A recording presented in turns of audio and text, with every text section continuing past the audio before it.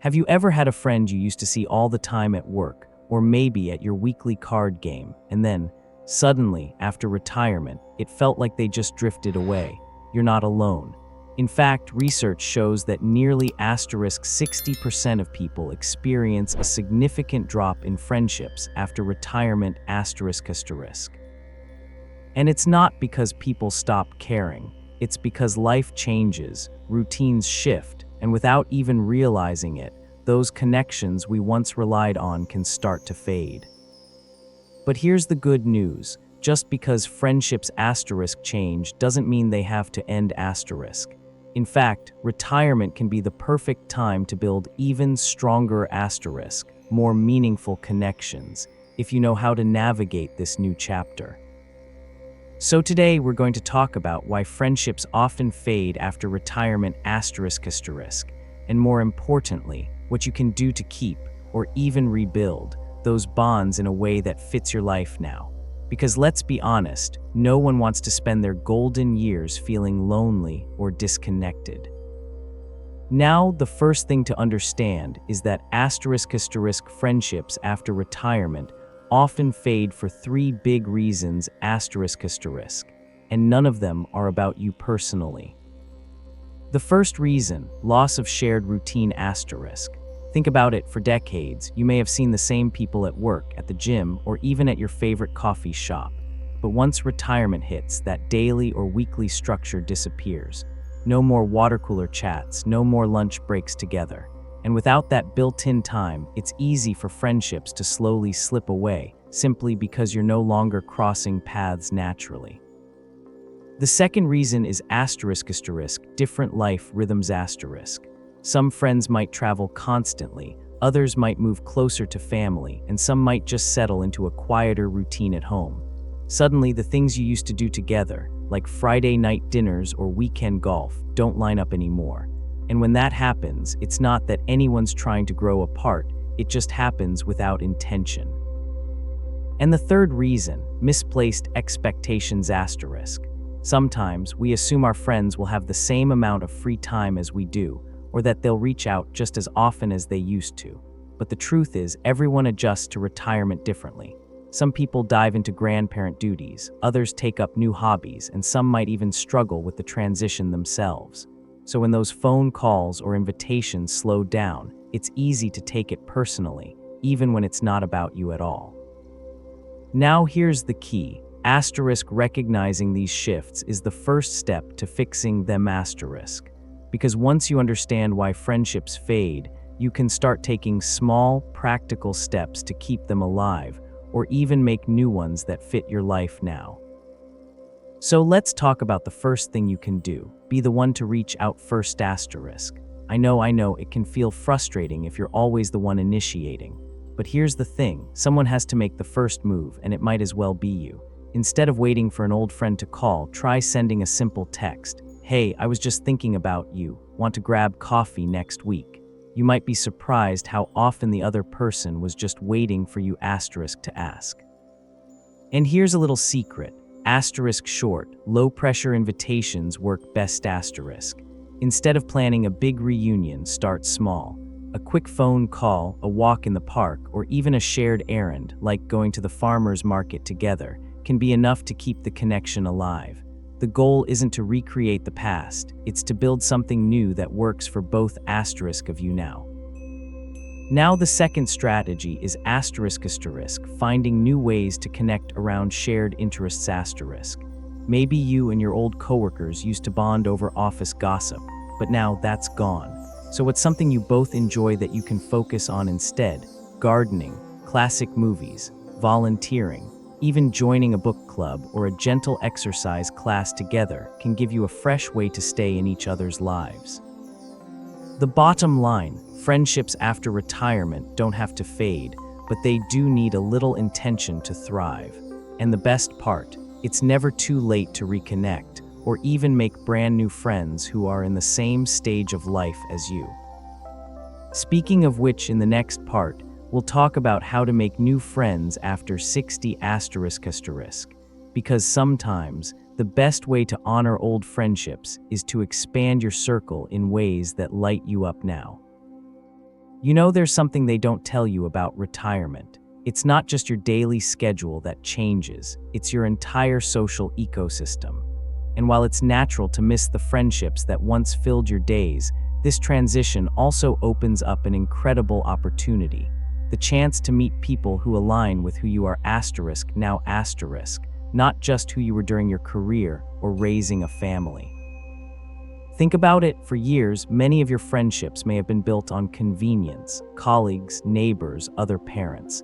But now, you get to choose connections based on shared passions, values, or simply the kind of energy you want in your life. That's why today, we're going to talk about how to make meaningful new friendships after 60 ***, even if you're introverted, hesitant, or just out of practice. Let's start with a truth that might surprise you. Making friends as an adult isn't harder, it's just different ***. When we were kids, friendships happened almost by accident, sitting next to someone in class, joining a pickup game. As adults, we have to be a little more intentional, but that doesn't mean it's complicated. In fact, it can be downright fun if you approach it with curiosity. One of the easiest ways to meet like-minded people: lean into your interests ***. Love gardening, see if your local nursery hosts workshops. Enjoy painting. Community centers often have casual art classes for seniors. Even if you're not an expert, showing up consistently is what builds familiarity, and that's the seed of friendship. I'll never forget a viewer named Margaret who told me she joined a bird-watching group just to get out of the house, and 2 years later, those women became her closest confidants. As she put it, "We started with birds and ended up sharing our life stories." Now I know what some of you might be thinking, but what if I'm not the join a group type? That's perfectly okay. Friendship doesn't require a crowd. Sometimes it starts with one meaningful conversation ***. Strike up a chat with someone at the library, the park, or even in line at the pharmacy. A simple comment like, "I've never tried that flavor, is it good?" or "Your dog is adorable, what's his name?" can open the door. Most people are longing for connection too. They're just waiting for someone to make the first move. Here's another powerful strategy: embrace technology on your own terms. Yes, social media gets a bad rap, but platforms like Facebook have *thriving groups for retirees in your area, everything from hiking clubs to memoir writing circles. And if typing isn't your thing, video calls can bridge distances. One gentleman I spoke to plays virtual chess every Thursday with a friend from his old job. They've never been closer, even though one moved to Florida. But let's address the elephant in the room: rejection ***. Maybe you've reached out to someone and they didn't reciprocate, or a new acquaintance didn't follow up. Here's the thing to remember: it's rarely * about you. People have invisible struggles, caregiving duties, health issues, or just a different social battery. The key is to keep extending invitations without taking it personally. Think of it like casting a net. Not every toss will bring a catch, but the ones that do make it worthwhile. A wonderful way to build confidence: practice small acts of kindness **. Compliment someone's hat, offer to take a photo for a fellow tourist. These tiny interactions warm up your social muscles and often lead to longer conversations. Doris, a 72-year-old from Ohio, told me she made a friend simply by noticing a woman at the grocery store struggling to reach an item. She helped, they laughed, and now they carpool to bingo every week. Now let's talk about the magic of intergenerational friendships ***. Some of the most energizing connections happen when we step outside our age group. Volunteering to tutor kids, joining a community theater production, or even just chatting with younger neighbors can bring fresh perspectives, and often they're thrilled to learn from your wisdom too. The beauty of this stage of life: you've earned the right to be unapologetically yourself **. No more pretending to like golf just to impress the boss. If you want friends who love quilting, or philosophy debates, or silent walks in nature, you can seek exactly that, and when you do, you'll find your people. So now that we've covered how to meet new friends, let's talk about the glue that holds all friendships together, whether old or new, in retirement. Intentionality **. Because without it, even the best connections can fade, but with it, they can flourish like never before. There's a beautiful truth about friendships in retirement. The ones that last aren't always the ones with the longest history. They're the ones you choose to nurture day after day. Think of it like a garden. You can have the most vibrant flowers, but without a little watering, even the hardiest plants will eventually wilt. That's why today we're going to talk about how to tend to your friendships with intention so they don't just survive this chapter of life, they thrive. Let's start with something simple but powerful, the art of showing up . And I don't just mean physically. With friendships later in life, it's often the small, consistent gestures that matter most. A text saying, "This song reminded me of you," a handwritten note in the mail, or even saving a newspaper clipping you know they'd appreciate. These tiny acts say, "I see you, I'm thinking of you." And in a world where everyone's busy, that kind of thoughtfulness stands out. Now here's a question worth asking yourself. What kind of friend do you want to be now that you have more time? Maybe at this stage, you want to be the listener who always has a cup of tea ready, or the adventurer who drags friends to new exhibits at the museum. Retirement gives you the freedom to redefine not just who you spend time with, but how you show up in those relationships. One of the most meaningful shifts you can make, prioritizing depth over frequency .